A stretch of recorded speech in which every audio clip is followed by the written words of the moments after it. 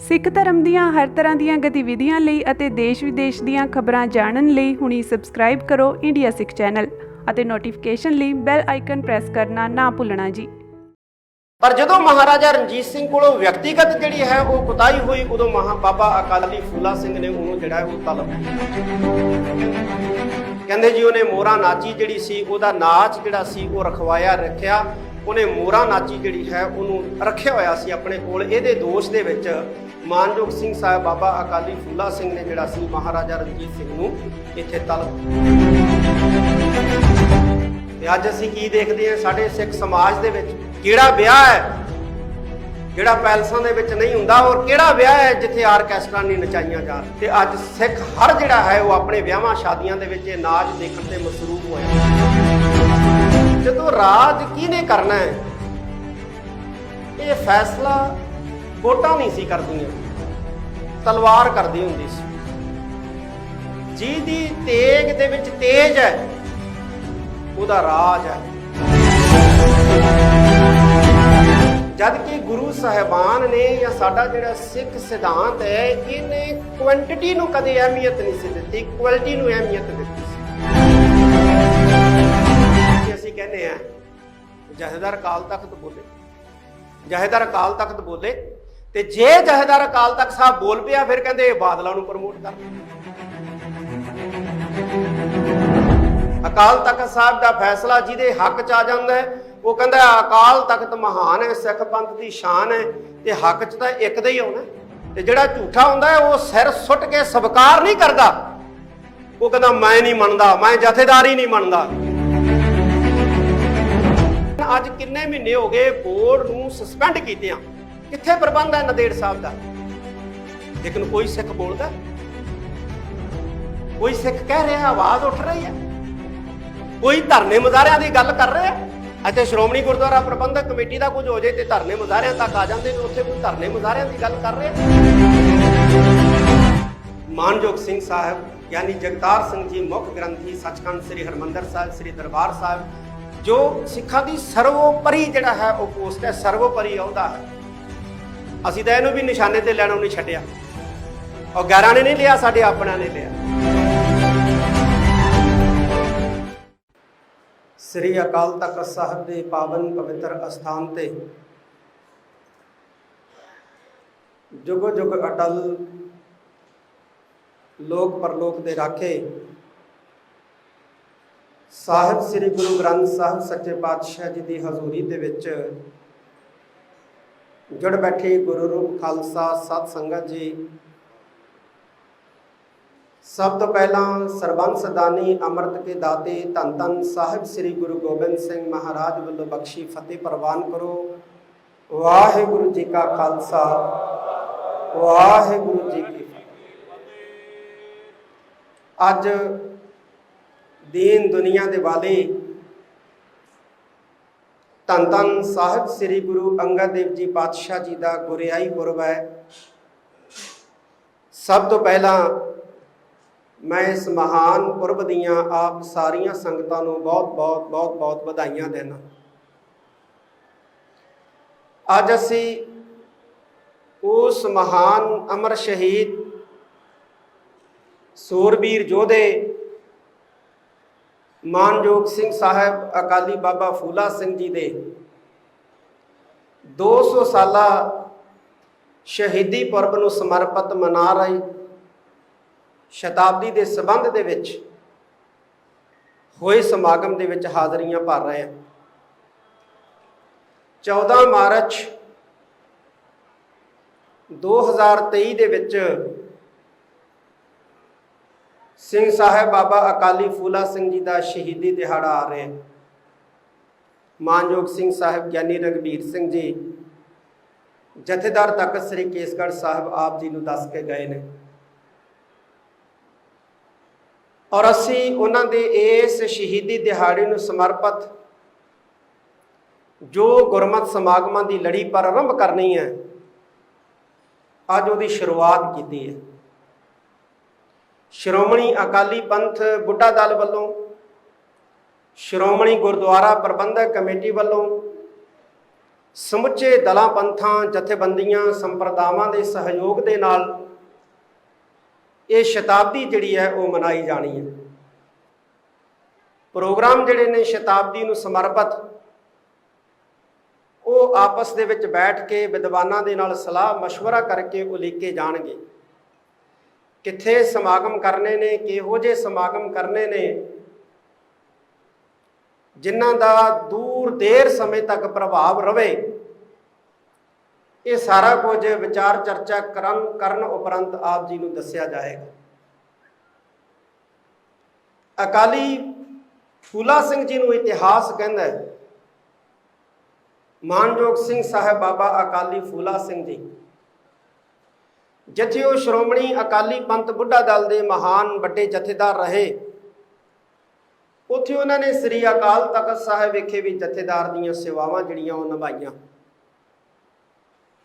ਉਹ ਦੌਰ ਸੀ ਸਾਧ ਸੰਗਤ ਜੀ ਜਦੋਂ ਰਾਜ ਕਿਹਨੇ ਕਰਨਾ ਹੈ ਇਹ ਫੈਸਲਾ ਵੋਟਾਂ ਨਹੀਂ ਸੀ ਕਰਦੀਆਂ, ਤਲਵਾਰ ਕਰਦੀ ਹੁੰਦੀ ਸੀ।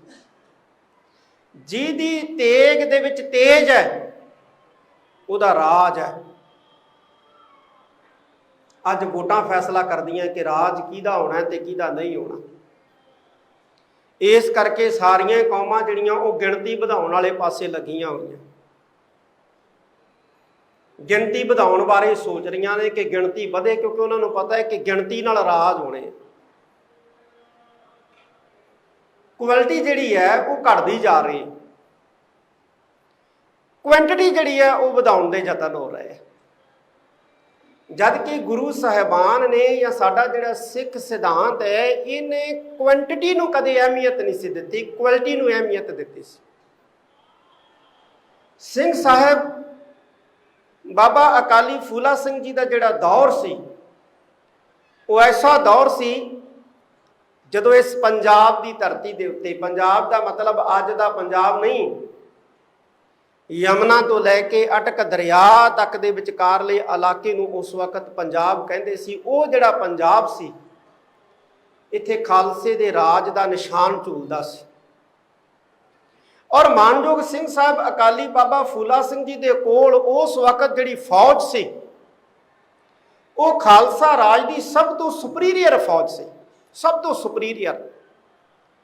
ਜਿਵੇਂ ਅੱਜ ਕੱਲ ਦੁਨੀਆ ਦੇ ਹਰ ਮੁਲਕ ਕੋਲ ਫੌਜਾਂ ਨੇ, ਲੇਕਿਨ ਉਹਨਾਂ ਫੌਜਾਂ ਦੇ ਵਿੱਚੋਂ ਵੀ ਉਹ ਕਰੀਮ ਕੱਢ ਕੇ ਇੱਕ ਐਸੀ ਟੁਕੜੀ ਤਿਆਰ ਕਰਦੇ ਹੈ ਤੇ ਆਪਣੇ ਕੋਲ ਰਿਜ਼ਰਵ ਰੱਖਦੇ ਹੈ ਜਿਹੜੀ ਲੋੜ ਪੈਣ ਦੇ ਉੱਤੇ ਇਸਤੇਮਾਲ ਕੀਤੀ ਜਾ ਸਕੇ।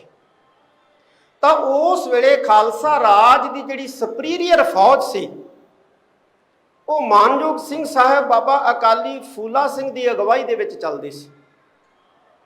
ਔਰ ਜਦੋਂ ਖਾਲਸਾ ਰਾਜ ਨੂੰ ਲੋੜ ਪੈਂਦੀ ਸੀ, ਜਦੋਂ ਖਾਲਸਾ ਰਾਜ ਨੂੰ ਲੋੜ ਪੈਂਦੀ ਸੀ ਜਾਂ ਖਾਲਸਾ ਰਾਜ ਦੀਆਂ ਜਿਹੜੀਆਂ ਫੌਜਾਂ ਕਿਸੇ ਮੁਹਿੰਮ ਦੇ ਵਿੱਚ ਜਦੋਂ ਜਿਹੜਾ ਹੈ ਉਹ ਕਾਮਯਾਬ ਹੁੰਦੀਆਂ ਨਹੀਂ ਦਿਖਾਈ ਦਿੰਦੀਆਂ ਸੀ, ਉਸ ਵਕਤ ਫਿਰ ਅਕਾਲੀ ਬਾਬਾ ਫੂਲਾ ਸਿੰਘ ਨੂੰ ਆਵਾਜ਼ ਮਾਰੀ ਜਾਂਦੀ ਸੀ ਤੇ ਇਹ ਆਪਣੀ ਫੌਜ ਲੈ ਕੇ ਉਸ ਮੁਹਿੰਮ ਨੂੰ ਸਰ ਕਰਨ ਵਾਸਤੇ ਪਹੁੰਚਦੇ ਸੀ ਤੇ ਉਹ ਮੁਹਿੰਮ ਜਿਹੜੀ ਹੈ ਉਹ ਸਰ ਹੁੰਦੀ ਸੀ। ਉਦੋਂ ਬਾਬਾ ਅਕਾਲੀ ਫੂਲਾ ਸਿੰਘ ਜੀ ਇਹ ਨਹੀਂ ਸੀ ਦੇਖਦੇ ਹੁੰਦੇ ਕਿ ਮਹਾਰਾਜਾ ਮੈਨੂੰ ਆਵਾਜ਼ ਮਾਰ ਰਿਹਾ ਹੈ, ਤਾਂ ਉਹ ਮਹਾਰਾਜਾ ਹੈ ਜਿਹੜਾ ਹਰਮੰਦਰ ਸਾਹਿਬ ਸ੍ਰੀ ਦਰਬਾਰ ਸਾਹਿਬ ਸੱਚਖੰਡ ਸ੍ਰੀ ਹਰਮੰਦਰ ਸਾਹਿਬ ਜੀ ਨੂੰ ਵੀ ਸੋਨਾ ਦੇ ਰਿਹਾ ਤੇ ਜਗਨਨਾਥ ਦੇ ਮੰਦਿਰ ਨੂੰ ਵੀ ਸੋਨਾ ਦੇ ਰਿਹਾ। ਇਹ ਹਿੰਦੂਆਂ ਦੇ ਮੰਦਿਰ ਨੂੰ ਸੋਨਾ ਦੇ ਰਿਹਾ, ਮੈਂ ਇਹਦੀ ਮਦਦ ਕਿਉਂ ਕਰਾਂ? ਇਹਦਾ ਉੱਥੇ ਪੂਜਾ ਅਰਚਨਾ ਕਰੀ ਜਾਂਦਾ ਜਾ ਕੇ, ਮੈਂ ਇਹਦੀ ਮਦਦ ਕਿਉਂ ਕਰਾਂ? ਕਿਉਂਕਿ ਇਹ ਰਾਜੇ ਦੇ ਫਰਜ਼ ਹੁੰਦੇ ਆ ਸਾਰਿਆਂ ਨੂੰ ਨਾਲ ਲੈ ਕੇ ਚੱਲਣਾ। ਪਰ ਜਦੋਂ ਮਹਾਰਾਜਾ ਰਣਜੀਤ ਸਿੰਘ ਕੋਲੋਂ ਵਿਅਕਤੀਗਤ ਜਿਹੜੀ ਹੈ ਉਹ ਕੁਤਾਹੀ ਹੋਈ, ਉਦੋਂ ਬਾਬਾ ਅਕਾਲੀ ਫੂਲਾ ਸਿੰਘ ਨੇ ਉਹਨੂੰ ਜਿਹੜਾ ਉਹ ਤਲਬ ਕੀਤਾ। ਅਸੀਂ ਸਾਰੇ ਇਤਿਹਾਸ 'ਚ ਪੜ੍ਹਦੇ ਹਾਂ। ਕਹਿੰਦੇ ਜੀ ਉਹਨੇ ਮੋਹਰਾ ਨਾਚੀ ਜਿਹੜੀ ਸੀ, ਉਹਦਾ ਨਾਚ ਜਿਹੜਾ ਸੀ ਉਹ ਰੱਖਿਆ। ਉਹਨੇ ਮੋਹਰਾ ਨਾਚੀ ਜਿਹੜੀ ਹੈ ਉਹਨੂੰ ਰੱਖਿਆ ਹੋਇਆ ਸੀ ਆਪਣੇ ਕੋਲ। ਇਹਦੇ ਦੋਸ਼ ਦੇ ਵਿੱਚ ਮਾਨਯੋਗ ਸਿੰਘ ਸਾਹਿਬ ਬਾਬਾ ਅਕਾਲੀ ਫੂਲਾ ਸਿੰਘ ਨੇ ਜਿਹੜਾ ਸੀ ਮਹਾਰਾਜਾ ਰਣਜੀਤ ਸਿੰਘ ਨੂੰ ਇੱਥੇ ਤਲਬ ਕੀਤਾ। ਸਿੱਖੀ ਦੇ ਜੀਵਨ ਦੇ ਵਿੱਚ, ਸਿੱਖ ਦੇ ਜੀਵਨ ਦੇ ਵਿੱਚ ਸਿੱਖੀ ਪੱਖੋਂ ਜਿਹੜਾ ਹੈ ਉਹ ਕੋਈ ਢਿਲਾਈ ਜਿਹੜੀ ਹੈ ਉਹ ਨਹੀਂ ਹੋਣੀ ਚਾਹੀਦੀ। ਤੇ ਅੱਜ ਅਸੀਂ ਕੀ ਦੇਖਦੇ ਹਾਂ ਸਾਡੇ ਸਿੱਖ ਸਮਾਜ ਦੇ ਵਿੱਚ? ਕਿਹੜਾ ਵਿਆਹ ਹੈ ਜਿਹੜਾ ਪੈਲਸਾਂ ਦੇ ਵਿੱਚ ਨਹੀਂ ਹੁੰਦਾ, ਔਰ ਕਿਹੜਾ ਵਿਆਹ ਹੈ ਜਿੱਥੇ ਆਰਕੈਸਟਰਾ ਨਹੀਂ ਨਚਾਈਆਂ ਜਾ ਰਹੀਆਂ। ਉਹ ਜਿਹੜੀਆਂ ਆਰਕੈਸਟਰਾ ਵਾਲੀਆਂ ਜਿਹੜੀਆਂ ਲੜਕੀਆਂ ਨੱਚਦੀਆਂ ਕੋਈ ਅਰਸ਼ੋਂ ਨਹੀਂ ਉਤਰੀਆਂ, ਉਹ ਸਾਡੇ ਪੰਜਾਬ ਦੀਆਂ ਹੀ ਧੀਆਂ ਭੈਣਾਂ, ਸਾਡੀਆਂ ਹੀ ਭੈਣਾਂ ਧੀਆਂ ਨੇ ਜਿਹੜੀਆਂ ਅਸੀਂ ਆਪਣੇ ਵਿਆਹਾਂ ਦੇ ਵਿੱਚ ਨਚਾਉਂਦੇ। ਔਰ ਕੇਵਲ ਨਚਾਉਂਦੇ ਨਹੀਂ ਹੈ, ਕਈ ਵਾਰੀ ਐਸੀ ਘਿਨਾਉਣੀ ਹਰਕਤ ਕਰਨ ਤੱਕ ਜਿਹੜਾ ਹੈ ਉਹ ਚਲੇ ਜਾਂਦੇ ਹੈ ਕਿ ਸਾਰੇ ਜਿਹੜਾ ਸਮਾਜ ਜਿਹੜਾ ਹੈ ਉਹ ਸ਼ਰਮਸ਼ਾਰ ਹੁੰਦਾ। ਉਸ ਵੇਲੇ ਬਾਬਾ ਅਕਾਲੀ ਫੂਲਾ ਸਿੰਘ ਜੀ ਨੇ ਮਹਾਰਾਜਾ ਰਣਜੀਤ ਸਿੰਘ ਨੂੰ ਇਸ ਕਰਕੇ ਤਲਬ ਕੀਤਾ ਕਿ ਤੁਸੀਂ ਮੋਰਾ ਨਾਚੀ ਜਿਹੜੀ ਹੈ ਉਹ ਆਪਣੇ ਕੋਲ ਰੱਖ ਕੇ ਇਹਦਾ ਨਾਚ ਜਿਹੜਾ ਦੇਖਦੇ ਹੋ। ਤੇ ਅੱਜ ਸਿੱਖ ਹਰ ਜਿਹੜਾ ਹੈ ਉਹ ਆਪਣੇ ਵਿਆਹਾਂ ਸ਼ਾਦੀਆਂ ਦੇ ਵਿੱਚ ਇਹ ਨਾਚ ਦੇਖਣ ਤੇ ਮਸਰੂਫ ਹੋਇਆ। ਕਿਹਨੂੰ ਕਿਹਨੂੰ ਬੰਨਾਂਗੇ, ਕਿਹਨੂੰ ਕਿਹਨੂੰ ਤਲਬ ਕਰਾਂਗੇ, ਕਿਹਨੂੰ ਕਿਹਨੂੰ ਛੇਕਾਂ। ਤੇ ਜੇ ਕਿਸੇ ਨੂੰ ਕਹਿ ਦਿਓ ਕਹਿੰਦੇ ਜੀ ਡੈਮੋਕ੍ਰੇਸੀ ਆ, ਆਜ਼ਾਦੀ ਆ, ਸਾਨੂੰ ਅਧਿਕਾਰ ਹੈ, ਸਾਡੀ ਤਾਂ ਨਿੱਜੀ ਜ਼ਿੰਦਗੀ 'ਚ ਕੋਈ ਦਖਲ ਅੰਦਾਜ਼ੀ ਨਹੀਂ ਕਰ ਸਕਦਾ।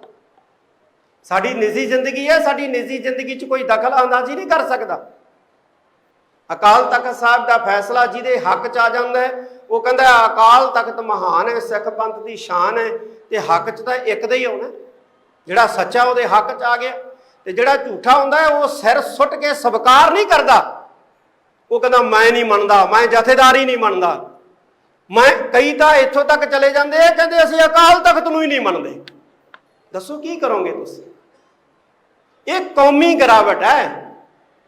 ਤੇ ਇਹਨਾਂ ਕੌਮੀ ਗਿਰਾਵਟਾਂ ਨੂੰ ਦੂਰ ਕਰਨ ਵਾਸਤੇ ਸਾਨੂੰ ਸਾਰਿਆਂ ਨੂੰ ਜਿਹੜਾ ਹੈ ਉਹ ਹੰਭਲਾ ਮਾਰਨ ਦੀ ਜ਼ਰੂਰਤ ਹੈ। ਉਸ ਵੇਲੇ ਬਾਬਾ ਅਕਾਲੀ ਫੂਲਾ ਸਿੰਘ ਜੀ ਮਾਨਯੋਗ ਸਿੰਘ ਸਾਹਿਬ ਜਿਹੜੇ ਸਨ, ਉਹਨਾਂ ਕੋਲੇ ਸੁਪੀਰੀਅਰ ਫੌਜ ਸੀ। ਉਹ ਸੁਪੀਰੀਅਰ ਫੌਜ ਸੀ ਜਿਹਦੇ ਦੁਨੀਆ ਦੀਆਂ ਫੌਜਾਂ ਘਬਰਾਉਂਦੀਆਂ ਸੀ, ਡਰਦੀਆਂ ਸੀ। ਐਸੀ ਫੌਜ ਜਿਹੜੀ ਹੈ ਉਹ ਅਕਾਲੀ ਬਾਬਾ ਫੂਲਾ ਸਿੰਘ ਦੀ ਅਗਵਾਈ ਦੇ ਵਿੱਚ ਚੱਲਦੀ ਸੀ, ਸ਼ਸਤਰਧਾਰੀ, ਮਰਨ ਦਾ ਚਾਹ ਲੈ ਕੇ। ਤੇ ਅੱਜ ਅਸੀਂ ਕੀ, ਅੱਜ ਤਾਂ ਨਹੱਤੇ ਹਾਂ। ਕੀ ਹੈ ਸਾਡੇ ਕੋਲ? ਕਿਹੜੀ ਫੌਜ ਹੈ? ਇਸ ਕਰਕੇ ਸਾਧ ਸੰਗਤ ਜੀ, ਅੱਜ ਜਿਹੜੇ ਕੌਮੀ ਗਿਰਾਵਟਾਂ ਜਿਹੜੀਆਂ ਆਈਆਂ ਨੇ, ਇਹਨਾਂ ਨੂੰ ਦੂਰ ਕਰਨ ਲਈ ਸਾਨੂੰ ਸਾਰਿਆਂ ਨੂੰ ਹੰਭਲਾ ਮਾਰਨ ਦੀ ਬਹੁਤ ਵੱਡੀ ਲੋੜ ਹੈ। ਮੈਂ ਅਕਸਰ ਹੀ ਬਾਰ-ਬਾਰ ਇਹ ਜਿਹੜਾ ਹੈ ਉਹ ਅਪੀਲ ਕਰਦਾ ਪੰਥ ਨੂੰ ਕਿ ਆਪਣੀਆਂ ਸੰਸਥਾਵਾਂ ਬਚਾਓ, ਆਪਣੀਆਂ ਸੰਸਥਾਵਾਂ ਦੀਆਂ ਮਰਿਆਦਾਵਾਂ ਬਚਾਓ। ਅੱਜ ਸਾਡੀਆਂ ਸੰਸਥਾਵਾਂ ਦੇ ਵਿੱਚ ਆਪੋ ਧਾਪੀ ਪਈ ਹੋਈ ਹੈ। ਇੱਕ ਕਹਿੰਦਾ ਮੈਂ ਵੱਡਾ, ਮੇਰੀ ਸੰਸਥਾ ਵੱਡੀ, ਮੇਰੇ ਅਧਿਕਾਰ ਵੱਡੇ। ਦੂਜੀ ਦੀ ਸੰਸਥਾ ਛੋਟੀ, ਦੂਜੇ ਦੇ ਅਧਿਕਾਰ ਛੋਟੇ। ਆਪਣੇ ਅਧਿਕਾਰ ਜਿਹੜੇ ਆ ਨਾ ਉਹਨੂੰ ਵੱਡਾ ਜਿਹੜਾ ਹੈ ਉਹ ਖਵਾਉਣ ਦੀ ਹੋੜ ਦੇ ਵਿੱਚ ਸਾਡੀਆਂ ਸੰਸਥਾਵਾਂ ਸੰਭਾਲਣ ਵਾਲੇ ਜਿਹੜੇ ਵਿਅਕਤੀ ਆ ਉਹ ਲੱਗੇ ਹੋਏ ਆ। ਕਬਜ਼ੇ ਦੀ ਲੜਾਈ ਹੋ ਰਹੀ ਹੈ, ਸੰਸਥਾਵਾਂ ਦੇ ਉੱਤੇ ਕਬਜ਼ੇ ਦੀ ਲੜਾਈ ਹੋ ਰਹੀ ਹੈ। ਪੰਥ ਕਿੱਥੇ ਹੈ? ਪੰਥ ਕਿੱਥੇ ਦਿਸਦਾ ਹੈ? ਪੰਥ ਲਈ ਕੌਣ ਲੜ ਰਿਹਾ? ਅਸੀਂ ਤਾਂ ਸੰਸਥਾਵਾਂ ਦੇ ਉੱਤੇ ਕਬਜ਼ੇ ਦੀ ਲੜਾਈ ਲੜ ਰਹੇ। ਇਹ ਗੋਲਕਾਂ ਸੰਭਾਲਦੇ ਆ, ਅਸੀਂ ਗੋਲਕਾਂ ਸੰਭਾਲੀਏ। ਇਹ ਨਹੀਂ ਚਾਹ ਹੈਗਾ ਕਿ ਅਸੀਂ ਪੰਥ ਦੀ ਸੇਵਾ ਕਰਨੀ। ਅੱਜ 80% ਸ੍ਰੀ ਅਕਾਲ ਤਖਤ ਸਾਹਿਬ ਦੇ ਉੱਤੇ ਜਿਹੜੇ ਮਾਮਲੇ ਪੁੱਜ ਰਹੇ ਹੈ ਉਹ ਗੁਰਦੁਆਰਾ ਕਮੇਟੀਆਂ ਦੇ ਲੜਾਈਆਂ ਝਗੜਿਆਂ ਦੇ ਫੈਸਲੇ ਮਾਮਲੇ ਜਿਹੜੇ ਆ ਪੁੱਜ ਰਹੇ ਆਪਸ ਦੇ ਵਿੱਚ। ਔਰ ਉਹਨਾਂ 80% ਦੇ ਵਿੱਚੋਂ ਜ਼ਿਆਦਾਤਰ ਮਾਮਲੇ ਜਿਹੜੇ ਹੈ ਉਹ ਭਾਰਤ ਤੋਂ ਬਾਹਰ ਦੇ ਦੇਸ਼ਾਂ ਦੇ ਪੁੱਜ ਰਹੇ। ਕੀ ਕਰੋਗੇ ਤੁਸੀਂ? ਚਲੋ ਮੰਨ ਲਓ ਪੰਜਾਬ ਵਾਲਿਆਂ ਨੂੰ ਤਾਂ ਕਹਿੰਦੇ ਜੀ ਇਹਨਾਂ ਨੂੰ ਅਕਲ ਨਹੀਂ, ਇਹ ਤਾਂ ਅਨਪੜ੍ਹ ਹੈ। ਬਾਹਰ ਬੈਠੇ ਜਿਹੜੇ ਸਿੱਖ ਆ ਉਹ ਤਾਂ ਪੜ੍ਹੇ ਲਿਖੇ ਆ, ਉਹ ਤਾਂ ਬੜਾ ਵਧੀਆ ਜਿਹੜਾ ਹੈ ਉਹ ਨਿਜ਼ਾਮ ਹੈ ਉੱਥੋਂ ਦਾ। ਉੱਥੇ ਗੁਰਦੁਆਰਾ ਕਮੇਟੀਆਂ ਦੇ ਝਗੜੇ ਕਿਉਂ ਹੈ? ਲੱਖਾਂ ਕਰੋੜਾਂ ਡਾਲਰ ਜਿਹੜਾ ਹੈ ਉਹ ਕੋਰਟਾਂ ਦੇ ਵਿੱਚ ਫੂਕਿਆ ਜਾ ਰਿਹਾ ਹੈ ਸੰਸਥਾਵਾਂ ਤੇ ਕਬਜ਼ਿਆਂ ਦੀ ਲੜਾਈ ਨੂੰ ਲੈ ਕੇ। ਕੌਣ ਹੈ? ਕੌਣ ਰੋਕਣ ਵਾਲਾ ਹੈ? ਤੁਸੀਂ ਰੋਕ ਕੇ ਦਿਖਾਓ, ਤੁਸੀਂ ਰੋਕ ਕੇ ਦਿਖਾਓ। ਇਸ ਹੱਦ ਤੱਕ ਚਲੇ ਜਾਂਦੇ ਨੇ ਕਿ ਅਸੀਂ ਅਕਾਲ ਤਖਤ ਸਾਹਿਬ ਨੂੰ ਨਹੀਂ ਮੰਨਦੇ। ਤੇ ਕੋਈ ਗੁਰੂ ਪਿਆਰਿਓ ਦੋ ਰਹਿਵਾਂ ਨਹੀਂ। ਜਦੋਂ ਇਹ ਲੋਕ ਇਹ ਵੀ ਕਹਿ ਦੇਣਗੇ ਕਿ ਅਸੀਂ ਗੁਰੂ ਨੂੰ ਹੀ ਨਹੀਂ ਮੰਨਦੇ, ਜਿਸ ਗੁਰਦੁਆਰੇ ਦਾ ਪ੍ਰਬੰਧ ਸੰਭਾਲਣਾ ਅਸੀਂ ਉਸ ਗੁਰੂ ਨੂੰ ਹੀ ਨਹੀਂ ਮੰਨਦੇ, ਇਹ ਵੀ ਕਹਿ ਦੇਣਗੇ, ਕਿਉਂਕਿ ਨਿਰਲੱਜ ਹੋ ਚੁੱਕੇ ਨੇ, ਢੀਠ ਹੋ ਚੁੱਕੇ ਨੇ। ਅੱਜ ਸਾਡੀਆਂ ਸੰਸਥਾਵਾਂ, ਸਾਨੂੰ ਸਾਰਿਆਂ ਨੂੰ ਰਲ ਮਿਲ ਕੇ ਬਚਾਉਣ ਦੀ ਜ਼ਰੂਰਤ ਹੈ। ਸਾਡੀਆਂ ਸੰਸਥਾਵਾਂ ਜੇ ਕਮਜ਼ੋਰ ਹੋ ਗਈਆਂ, ਅਮਰੀਕਾ ਦੇ ਵਿੱਚ ਜਦੋਂ ਟਰੰਪ ਜਿਹੜਾ ਸੀ ਉਹ ਉਤਰਿਆ, ਰੌਲਾ ਪਿਆ, ਅਮਰੀਕੀ ਕਾਂਗਰਸ ਦੇ ਵਿੱਚ 6 ਬੰਦੇ ਕਿ 5 ਬੰਦੇ ਬੰਦੂਕਾਂ ਲੈ ਕੇ ਵੜ ਗਏ। ਔਰ ਉਹਨਾਂ ਨੇ ਮਰਡਰ ਕੀਤੇ ਉੱਥੇ। ਲੇਕਿਨ ਫਿਰ ਵੀ ਅਮਰੀਕਾ ਨੂੰ ਕੁਝ ਨਹੀਂ ਹੋਇਆ। ਪਤਾ ਕਿਉਂ ਕੁਝ ਨਹੀਂ ਹੋਇਆ? ਕਿਉਂਕਿ ਅਮਰੀਕਾ ਦੀਆਂ ਸੰਵਿਧਾਨਕ ਜਿਹੜੀਆਂ ਸੰਸਥਾਵਾਂ ਸੀ ਉਹ ਬਹੁਤ ਮਜ਼ਬੂਤ ਸੀ। ਉਹਨਾਂ ਨੇ ਕੋਈ ਗੜਬੜ ਨਹੀਂ ਹੋਣ ਦਿੱਤੀ, ਸਾਰਾ ਮੁਲਕ ਸਾਂਭ ਲਿਆ, ਕਿਉਂਕਿ ਉਹਨਾਂ ਦੀਆਂ ਸੰਸਥਾਵਾਂ ਬਹੁਤ ਮਜ਼ਬੂਤ ਸੀ। ਸੰਸਥਾਵਾਂ ਮਜ਼ਬੂਤ ਸੀ ਤੇ ਸਾਡੀਆਂ ਸੰਸਥਾਵਾਂ ਮਜ਼ਬੂਤ ਹੋਣਗੀਆਂ ਤੇ ਅਸੀਂ ਬਚ ਪਾਵਾਂਗੇ। ਜੇ ਸਾਡੀਆਂ ਸੰਸਥਾਵਾਂ ਮਜ਼ਬੂਤ ਨਾ ਹੋਈਆਂ ਸਾਧ ਸੰਗਤ ਜੀ, ਅਸੀਂ ਬਚ ਨਹੀਂ ਪਾਵਾਂਗੇ। ਸੰਸਥਾਵਾਂ ਮਜ਼ਬੂਤ ਕਰੋ, ਚਾਹੇ ਸ਼੍ਰੋਮਣੀ ਗੁਰਦੁਆਰਾ ਪ੍ਰਬੰਧਕ ਕਮੇਟੀ ਹੈ, ਚਾਹੇ ਦਿੱਲੀ ਸਿੱਖ ਗੁਰਦੁਆਰਾ ਪ੍ਰਬੰਧਕ ਕਮੇਟੀ ਹੈ, ਚਾਹੇ ਚੀਫ ਖਾਲਸਾ ਦੀਵਾਨ ਹੈ, ਚਾਹੇ ਪਟਨਾ ਸਾਹਿਬ ਬੋਰਡ ਹੈ, ਚਾਹੇ ਹਜੂਰ ਸਾਹਿਬ ਬੋਰਡ ਹੈ। ਹੁਣ ਤੁਸੀਂ ਹਜੂਰ ਸਾਹਿਬ ਬੋਰਡ ਦੀ ਲਾ ਲਓ। ਅੱਜ ਮੇਰੇ ਖਿਆਲ 4-5 ਮਹੀਨੇ ਹੋ ਗਏ ਸਰਕਾਰ ਨੂੰ ਬੋਰਡ ਭੰਗ ਕੀਤਿਆਂ। ਇੱਕ ਸਿੱਖ ਦੇ ਹਵਾਲੇ ਕੀਤਾ, ਹਾਲਾਂਕਿ ਉਸ ਸਿੱਖ ਦੀ ਸਿਆਣਪ ਦੇ ਉੱਤੇ ਕੋਈ ਸ਼ੰਕਾ ਨਹੀਂ ਹੈ, ਬੜਾ ਇੰਟੈਲੀਜੈਂਟ ਸਿੱਖ ਹੈ ਉਹ ਜਿਹਦੇ ਹਵਾਲੇ ਕੀਤਾ। ਲੇਕਿਨ ਅੱਜ ਕਿੰਨੇ ਮਹੀਨੇ ਹੋ ਗਏ ਬੋਰਡ ਨੂੰ ਸਸਪੈਂਡ ਕੀਤਿਆਂ, ਉਹਦੀ ਬਹਾਲੀ ਨਹੀਂ ਹੈ। ਕਿੱਥੇ ਪ੍ਰਬੰਧ ਹੈ ਪੰਥ ਕੋਲੇ ਨਾਂਦੇੜ ਸਾਹਿਬ ਦਾ? ਕਿੱਥੇ ਪ੍ਰਬੰਧ ਹੈ ਨਾਂਦੇੜ ਸਾਹਿਬ ਦਾ? ਲੇਕਿਨ ਕੋਈ ਸਿੱਖ ਬੋਲਦਾ, ਕੋਈ ਸਿੱਖ ਕਹਿ ਰਿਹਾ, ਆਵਾਜ਼ ਉੱਠ ਰਹੀ ਹੈ, ਕੋਈ ਧਰਨੇ ਮੁਜ਼ਾਹਰਿਆਂ ਦੀ ਗੱਲ ਕਰ ਰਿਹਾ। ਇੱਥੇ ਸ਼੍ਰੋਮਣੀ ਗੁਰਦੁਆਰਾ ਪ੍ਰਬੰਧਕ ਕਮੇਟੀ ਦਾ ਕੁਝ ਹੋ ਜਾਏ ਤੇ ਧਰਨੇ ਮੁਜ਼ਾਹਰਿਆਂ ਤੱਕ ਆ ਜਾਂਦੇ ਨੇ, ਉੱਥੇ ਕੋਈ ਧਰਨੇ ਮੁਜ਼ਾਹਰਿਆਂ ਦੀ ਗੱਲ ਕਰ ਰਿਹਾ। ਪਟਨਾ ਸਾਹਿਬ ਦਾ ਬੋਰਡ ਕਿੱਥੇ?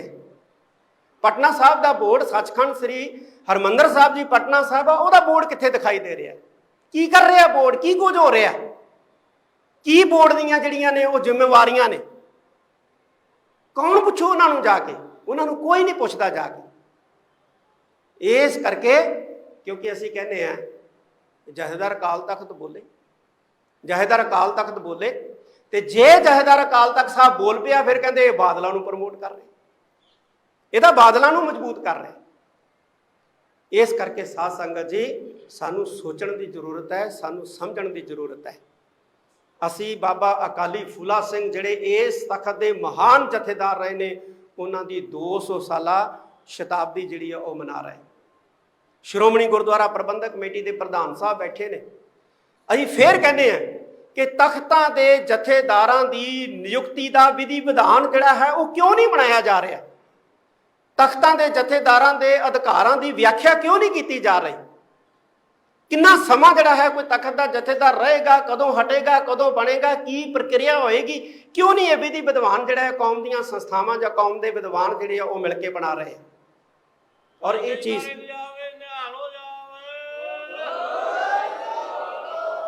ਸ੍ਰੀ ਅਕਾਲ ਤਖਤ ਸਾਹਿਬ ਵੱਲੋਂ ਚਿੱਠੀ ਭੇਜੀ ਗਈ ਸੀ। ਜਦੋਂ ਸਿੰਘ ਸਾਹਿਬ ਮਾਨਯੋਗ ਜਥੇਦਾਰ ਜੋਗਿੰਦਰ ਸਿੰਘ ਜੀ ਵੈਦਾਂਤੀ ਜਥੇਦਾਰ ਸੀ, ਉਹਨਾਂ ਨੇ ਪੱਤਰ ਭੇਜਿਆ ਸੀ। ਮਾਨਯੋਗ ਸਿੰਘ ਸਾਹਿਬ ਗਿਆਨੀ ਗੁਰਬਚਨ ਸਿੰਘ ਜੀ ਬੈਠੇ ਨੇ, ਇਹਨਾਂ ਨੇ ਰਿਮਾਈਂਡਰ ਭੇਜਿਆ ਸੀ। ਅਸੀਂ ਰਿਮਾਈਂਡਰ ਭੇਜਿਆ ਕਿ ਜਥੇਦਾਰਾਂ ਦੀ ਨਿਯੁਕਤੀ ਦੇ ਵਿਧੀ ਵਿਧਾਨ ਹੋਣੇ ਚਾਹੀਦੇ ਨੇ, ਕੋਈ ਆਪਣੇ ਅਧਿਕਾਰ ਤੋਂ ਬਾਹਰ ਨਾ ਜਾ ਸਕੇ। ਜੇ ਮਹਾਦੋਸ਼ ਲੱਗਦਾ ਜਥੇਦਾਰ ਤੇ, ਕੋਈ ਗਲਤੀ, ਕੋਈ ਖੁਨਾਮੀ ਜਥੇਦਾਰ ਤੋਂ ਹੁੰਦੀ ਹੈ, ਤੇ ਉਹਨੂੰ ਉਤਾਰਨ ਦਾ ਕੀ ਵਿਧੀ ਵਿਧਾਨ ਹੁੰਦਾ, ਹੋਣਾ ਚਾਹੀਦਾ? ਕੋਈ ਵਿਧੀ ਵਿਧਾਨ ਹੈ? ਹਾਈ ਕੋਰਟ ਦਾ ਜੇ ਜੱਜ ਦੇ ਉੱਤੇ ਮਹਾਦੋਸ਼ ਲੱਗ ਜੇ ਤੇ ਉਹਨੂੰ ਸੁਪਰੀਮ ਕੋਰਟ ਦੀ ਜਿਹੜੀ ਹੈ ਉਹ ਅਦਾਲਤ ਦੇਖਦੀ ਹੈ, ਸੁਣਦੀ ਹੈ, ਕਿਉਂਕਿ ਉਹਨਾਂ ਨੇ ਵਿਧੀ ਵਿਧਾਨ ਬਣਾਇਆ। ਸੈਸ਼ਨ ਕੋਰਟ ਨਹੀਂ ਹੈ ਚੱਕ ਕੇ ਹਾਈ ਕੋਰਟ ਦੇ ਜੱਜ ਨੂੰ ਸਜ਼ਾ ਦੇ ਦਿੰਦੀ, ਲੇਕਿਨ ਸਾਡੇ ਵਿਧੀ ਵਿਧਾਨ ਹੀ ਕੋਈ ਨਹੀਂ। ਇਸ ਕਰਕੇ ਸੰਸਥਾਵਾਂ ਮਜ਼ਬੂਤ ਕਰੀਏ। ਅਸੀਂ ਉਸ ਜਰਨੈਲ ਦਾ, ਮੈਂ ਇਹ ਗੱਲਾਂ ਇਸ ਕਰਕੇ ਕੀਤੀਆਂ ਨੇ ਕਿ ਅਸੀਂ ਉਸ ਜਰਨੈਲ ਦਾ ਸ਼ਹੀਦੀ ਦਿਹਾੜਾ ਮਨਾ ਰਹੇ ਹਾਂ ਜਿਨ੍ਹਾਂ ਨੇ ਸ੍ਰੀ ਅਕਾਲ ਤਖਤ ਸਾਹਿਬ ਦੀ ਸ਼ਾਨਾਮਤੀ ਪ੍ਰਭੁਤਾ ਨੂੰ ਜਿਹੜਾ ਸੀ ਉਹ 4 ਚੰਨ ਲਾਏ ਸੀ। ਤੇ ਜੇ ਅਸੀਂ ਚਾਹੁੰਦੇ ਹਾਂ ਕਿ ਸ੍ਰੀ ਅਕਾਲ ਤਖਤ ਸਾਹਿਬ ਦੀ ਪ੍ਰਭੁਤਾ ਨੂੰ 4 ਚੰਨ ਲੱਗਣ, ਤੇ ਸਾਨੂੰ ਸਾਰਿਆਂ ਨੂੰ ਯਤਨ ਕਰਨੇ ਪੈਣੇ ਆ। ਮੈਂ ਹੈਗਾ ਚਲਾ ਜਾਵਾਂਗਾ, ਕੋਈ ਹੋਰ ਆ ਜਾਏਗਾ ਉਹ ਵੀ ਚਲਾ ਜਾਏਗਾ। ਪਹਿਲੇ ਸਿੰਘ ਸਾਹਿਬ ਬੈਠੇ ਨੇ, ਇਹ ਆਏ ਚਲੇ ਗਏ, ਅਸੀਂ ਵੀ ਚਲੇ ਜਾਵਾਂਗੇ, ਲੇਕਿਨ ਅਕਾਲ ਤਖਤ ਸਾਹਿਬ ਇੱਥੇ ਰਹਿਣਾ। ਇਸ ਕਰਕੇ ਕੋਈ ਐਸੇ ਮਾਪਦੰਡ ਕੌਮ ਨੂੰ ਮਿਲ ਕੇ, ਕੌਮ ਦੀਆਂ ਸੰਸਥਾਵਾਂ ਨੂੰ ਮਿਲ ਕੇ ਤੈਅ ਕਰ ਲੈਣੇ ਚਾਹੀਦੇ ਆ, ਤਾਂ ਕਿ ਸਾਡੀ ਕੌਮ ਜਿਹੜੀ ਹੈ ਉਹ ਗੈਰਾਂ ਦੇ ਵਿੱਚ ਹਾਸੇ ਮਜ਼ਾਕ ਦੀ ਪਾਤਰ ਨਾ ਬਣੇ। ਅੱਜ ਹਾਸੇ ਮਜ਼ਾਕ ਦੀ ਪਾਤਰ ਬਣ ਰਹੀ ਹੈ। ਅੱਜ ਜਿਹੜੇ ਧਰਮ ਪਰਿਵਰਤਨ ਕਰਾ ਰਹੇ ਨਾ ਜ਼ਬਰੀ, ਉਹ ਸਾਡੀਆਂ ਸੰਸਥਾਵਾਂ ਦਾ ਮਜ਼ਾਕ ਉਡਾ ਰਹੇ, ਸਾਡੀਆਂ ਸੰਸਥਾਵਾਂ ਦਾ ਮਜ਼ਾਕ ਉਡਾ ਰਹੇ। ਸੋ ਸਾਨੂੰ ਸੋਚਣ ਸਮਝਣ ਦੀ ਜ਼ਰੂਰਤ ਹੈ। ਮਾਨਯੋਗ ਸਿੰਘ ਸਾਹਿਬ ਗਿਆਨੀ ਜਗਤਾਰ ਸਿੰਘ ਜੀ ਮੁੱਖ ਗ੍ਰੰਥੀ ਸੱਚਖੰਡ ਸ੍ਰੀ ਹਰਮੰਦਰ ਸਾਹਿਬ ਸ੍ਰੀ ਦਰਬਾਰ ਸਾਹਿਬ, ਜੋ ਸਿੱਖਾਂ ਦੀ ਸਰਵੋਪਰੀ ਜਿਹੜਾ ਹੈ ਉਹ ਪੋਸਟ ਹੈ, ਸਰਵੋਪਰੀ ਅਹੁਦਾ ਹੈ। ਅਸੀਂ ਤਾਂ ਇਹਨੂੰ ਵੀ ਨਿਸ਼ਾਨੇ ਤੇ ਲੈਣੋਂ ਨਹੀਂ ਛੱਡਿਆ, ਔਰ ਗੈਰਾਂ ਨੇ ਨਹੀਂ ਲਿਆ, ਸਾਡੇ ਆਪਣਿਆਂ ਨੇ ਲਿਆ। ਇਸ ਕਰਕੇ ਅਹੁਦਿਆਂ ਦਾ ਮਾਣ ਕਰਨਾ ਸਿੱਖੀਏ, ਅਹੁਦਿਆਂ ਦਾ ਸਤਿਕਾਰ ਕਰਨਾ ਸਿੱਖੀਏ ਔਰ ਅਹੁਦਿਆਂ ਦੀ ਸ਼ਾਨ ਨੂੰ ਬਰਕਰਾਰ ਰੱਖਣ ਦੇ ਵਿੱਚ ਆਪਣਾ ਯੋਗਦਾਨ ਪਾਈਏ, ਤਾਂ ਅਸੀਂ ਬਚ ਸਕਦੇ ਹਾਂ, ਨਹੀਂ ਬਚ ਨਹੀਂ ਸਕਾਂਗੇ। ਮਾਨਯੋਗ ਸਿੱਖ ਸਾਹਿਬ ਜਥੇਦਾਰ ਗਿਆਨੀ ਰਘਬੀਰ ਸਿੰਘ ਜੀ ਨੇ ਸਾਰਿਆਂ ਦਾ ਧੰਨਵਾਦ ਕਰ ਦਿੱਤਾ ਹੈ। ਮੈਂ ਦਿਲ ਦੀਆਂ ਗਹਿਰਾਈਆਂ ਦੇ ਵਿੱਚੋਂ ਆਪ ਸਾਰੀਆਂ ਸੰਗਤਾਂ ਦਾ ਬਹੁਤ ਬਹੁਤ ਧੰਨਵਾਦ ਕਰਦਾ। ਵਾਹਿਗੁਰੂ ਜੀ ਕਾ ਖਾਲਸਾ, ਵਾਹਿਗੁਰੂ ਜੀ ਕੀ ਫਤਿਹ।